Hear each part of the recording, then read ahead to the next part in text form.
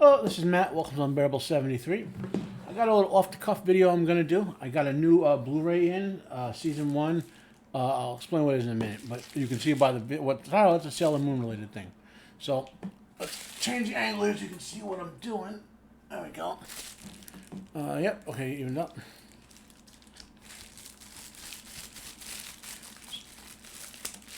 Funny thing about this, I ordered it about 2 weeks ago, no, last week, and then Amazon never, like, they misshipped it or something, so I had to call them back. They're like, sure, we'll just resend you another one, you know, and they gave me a $5 credit, so guess it got lost in the mail or whatever, you know, or they dropped it up at the wrong house. So Amazon was pretty good with the customer service on that one. Get rid of that.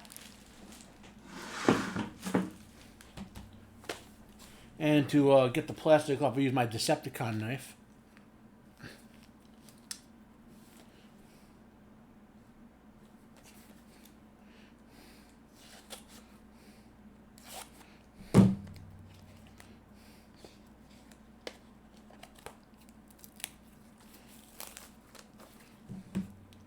Don't feel afraid to cut the plastic, man.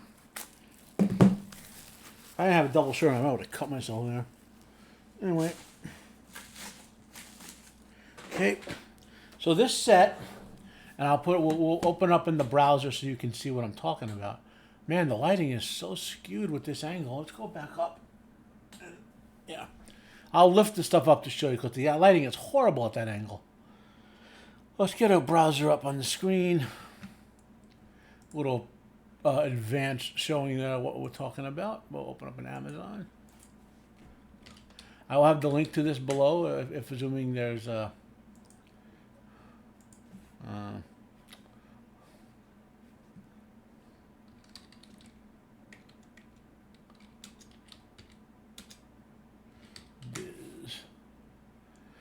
Here we go. No.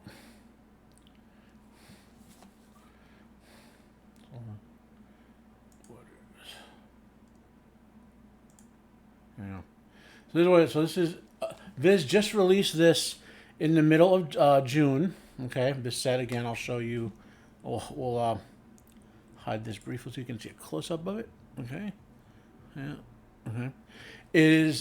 Now there's never been a high def remaster of Sailor Moon, the original series from 1992.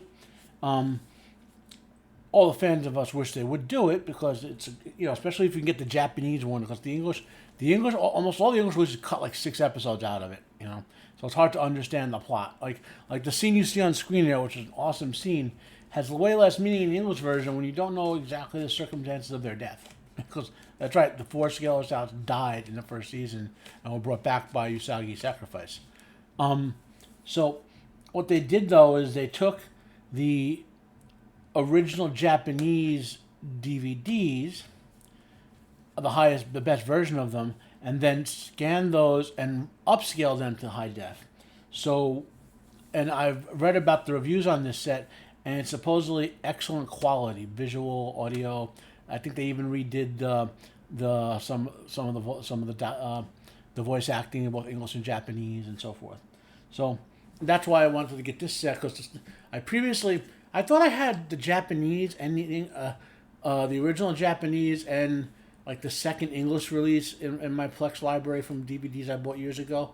But when I looked, I only had like the English dub. And I was like, nah, I want to watch this again, especially the first season. I want, you know, the full 46 episodes, not the 40 episodes in English, you know, and I want to see what they're actually saying. Although, because Sailor Moon is one of the worst dubbed animes you'll find, right? So that's why I bought this, and I recommend getting it, because I believe they're going to do the same thing with all 5 seasons. Yeah. So let's open this up.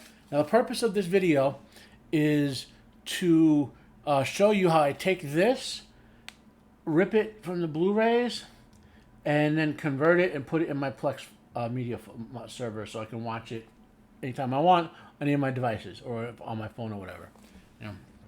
Now, so the first thing we want to do is we want to inspect our packaging to make sure we don't have any broken discs. Okay.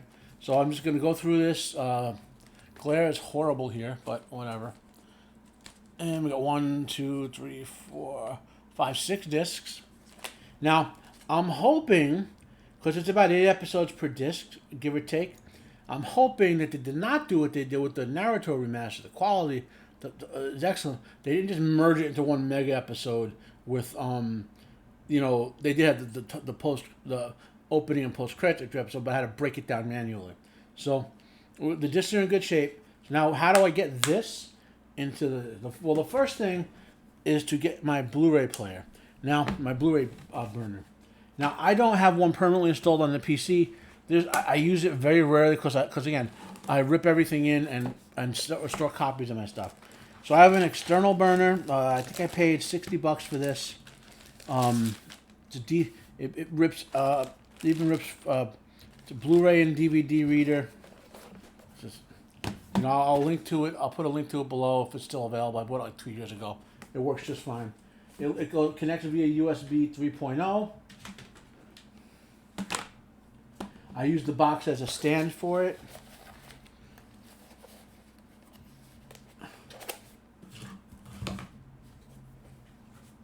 And all you do is to plug it in the back on the back side with the clunky USB 3.0 cable and put it on something that will support it. Now, when you're opening it, one thing to be aware of is that why is the lighting so bad in here? Okay. Yeah, I think if I put that camera down angle, I get really bad glare. Sorry if it's messy looking. So when you open this, I don't know if you can see this or not. It will come in. Okay. So when I open it, this is very flimsy. So I always make sure I have my hand on the back even when it's down, and I manipulate it with 2 hands. So then the obvious step, you're going to get your disc out, your disc 1, and I'm going to put it in to the player. So if you can see it, I'm going to make sure I snap. I'm using 2 hands, so I snap it in, and then 2 hands, push it in, and let it read. And this, I put to the side.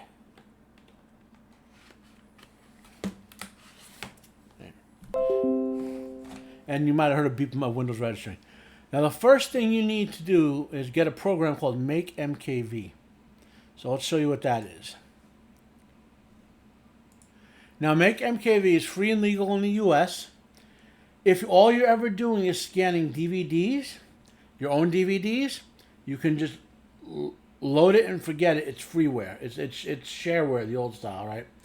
If you want to scan Blu-rays, you have 2 options. Every month, it's going to reset the Blu-ray scanning license. So you have to either reinstall it every month if you want to keep using it for free, or pay $20 or $30 for it, whatever it is. It's honestly worth paying for. It's an excellent product. It works just fine, and they constantly update it. So I already have it installed. This isn't how to install every piece of software video. There's a million videos you can find how to install MAKEMkv. It's a point-and-click installer, right? So it's in there. Now I'm going to load up my MKV. First, I'll have to load it, and then I'll have to put it in a window for you can see. Another window capture. MAKEMkv. And this is not how to do this in OBS either. This is just, there we go. So you see you'll see it on the screen. I'll make it bigger now. Okay. And when you load MKV, you'll see the options you have. Now, it'll tell you the label, the scanned in label on the disc, meaning what the disc is named, the type if it's Blu-ray DVD, the protection scheme, some basic information over here about the drive and whatnot. All you have to do is this. You're going to hit one button, and actually, yeah, you hit one button. Oh, cancel that. So we're going to hit this button here. Open files, back up.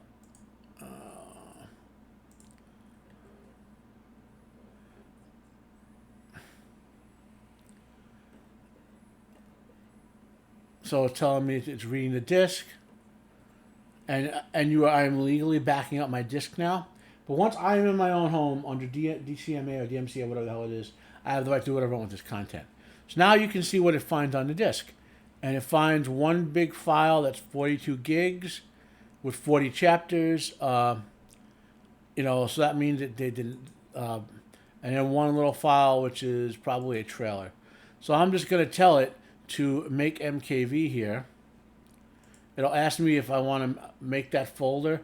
That I have a specific drive I put these on that has like a terabyte of space, and you just let it run. Now, this is going to take a while. I'll let it go. I'll let it while I'm talking here. I will while it's doing that, I will continue with some other discussions, and then probably stop the video until it fully rips it in, because it could take 10 or 20 minutes, but it probably won't take quite that long. So what other software do you need? We'll hide that for now. So you also need Handbrake, which you can download from the Handbrake, handbrake.fr, fairly easy tool to use. There are other conversion softwares out there. So what I do is once I get the MKV, and then if I have to break it up in episodes, I will. Then I go into Handbrake and load those MKVs by episode and convert them. They'll default to H.264, which is fine, but they're huge files. And unless you want to spend a lot of money on hard drive space, I recommend converting to H.265, which I do with Handbrake. And then the last piece of software you could use, I then load them into my Plex server so I can, watch the video, watch them anywhere in my home. So that's that, and then we'll hide that away, and we'll see what's our MKV doing here. So you can see it's barely got anything done, and it's gonna take a while. Okay, so I will return and pick this video up when it is ready to go.